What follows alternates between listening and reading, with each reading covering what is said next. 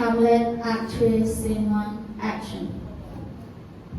Can you steer this conversation to find out why he's behaving so crazy? Why his normal peaceful state of mind has been replaced with this violent, frantic lunacy? He confesses that he feels moderate, but he won't say why. He didn't seem to like being questioned. He cleverly faked madness to avoid revealing what's really going on. Was he polite to you? A frequent gentleman. But he seems to be forcing himself to be polite. He didn't ask any question, but he did respond to all of ours. Did you try to find out what's going on by doing something fun with him? And as it so happened, we had come across an acting companion this week here to Elsinore. When we mentioned this to Hamlet, it seemed to cheer him up. They are here at the court, and I believe they've been commanded to put on a play for him tonight. That's correct. He's asked me to invite you to the performance. I'm really pleased to hear that he's behaving in this way. Do what you can to encourage him to have a play performed tonight. We shall, my lord. Sweet Queen Gertrude, please leave us also. I've sent a message to Hamlet asking him to come here, where he's going to run into Ophelia, as by accident. Her father and I, who are just in spying on him, will hide ourselves where we can watch him. But he won't be able to see us. We'll be able to judge based on his behavior. If it's his frustrated love for Ophelia that's causing his madness. I'll leave you now. Ophelia, I hope it turned out as Hamlet distrusts. In fact, due to his love for you and that your good nature will return him to the way he was. Ma'am, I also hope so. Ophelia, you walk over there. Your Highness, you and I will hide ourselves over here. Pretend to be reading this prayer book. That will explain why you are all alone. We are so often guilty of this. You see it all the time, pretending to be pious in order to sugarcoat our sinful behavior. Oh, is that true? They sting my conscience in the same way as the prostitute covers up her ugliness with makeup. I hide my evil deeds behind pretty words. What a burden it is carried. I hear her leg coming. Let's get to our hiding spot for now.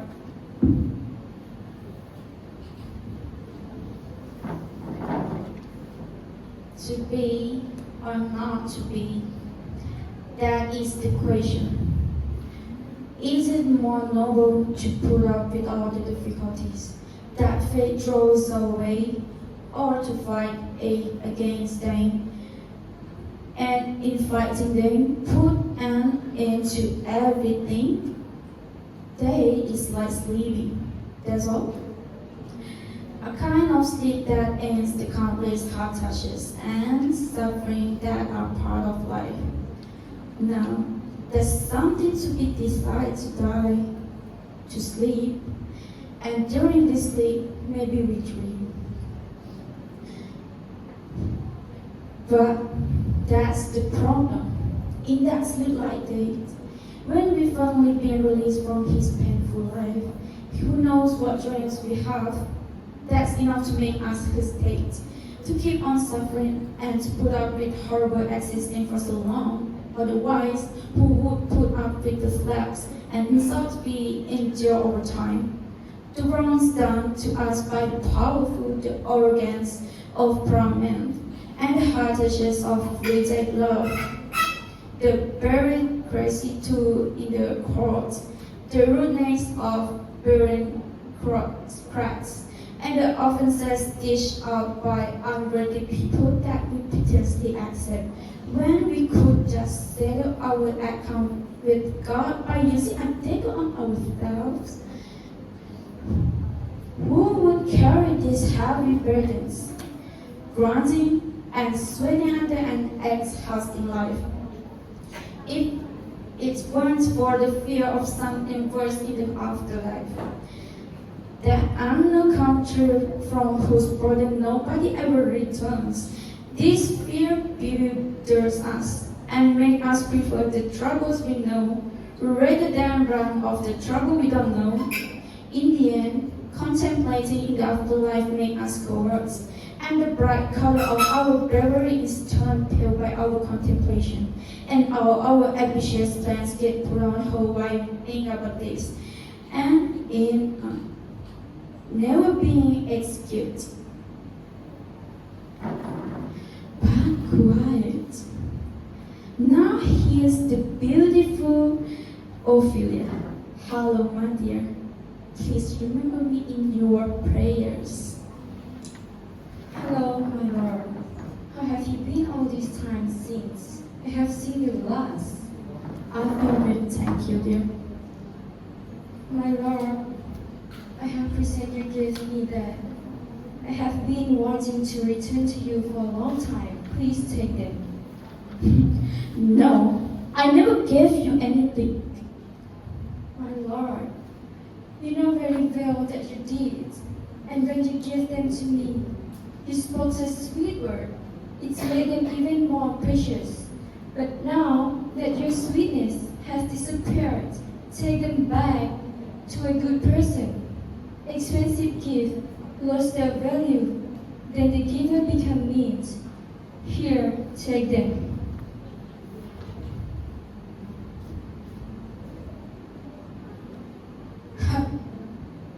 Are you honorable?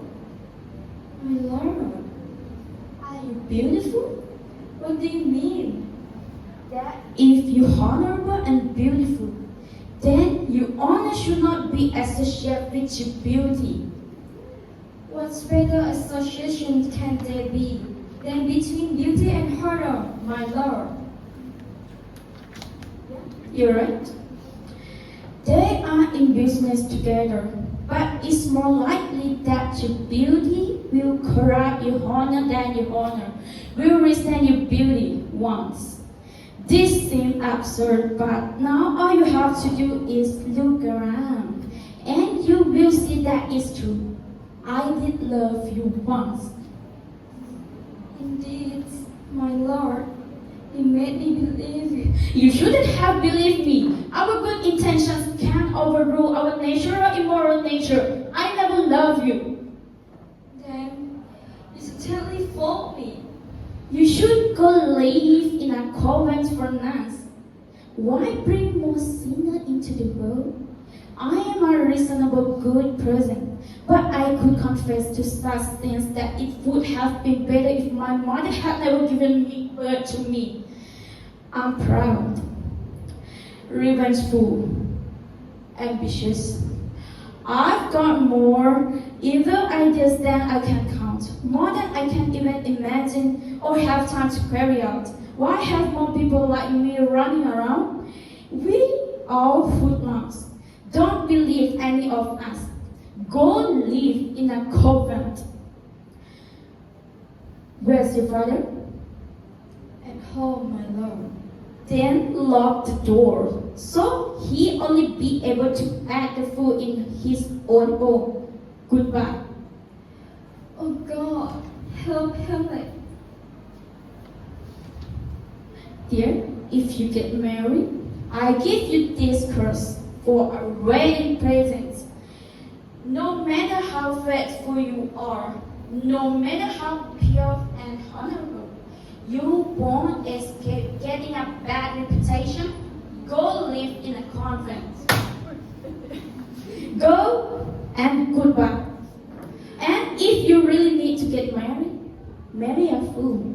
Smart men know all too well then you cheat on them off to a convent. Go and hurry. Goodbye. Oh God, bring his dignity back. I know all about women's makeup. God gave you one face. You make yourself another. You dance and strut about, fake sassy lips, and use affectionate nicknames, excusing your flirtations by pretending to be innocent and leave. I can't stand it any longer. It's driving me crazy. I proclaim that there shall be no more marriage to those already married, all but one. Can't go living together. Everyone else will stay single. Go to a convent.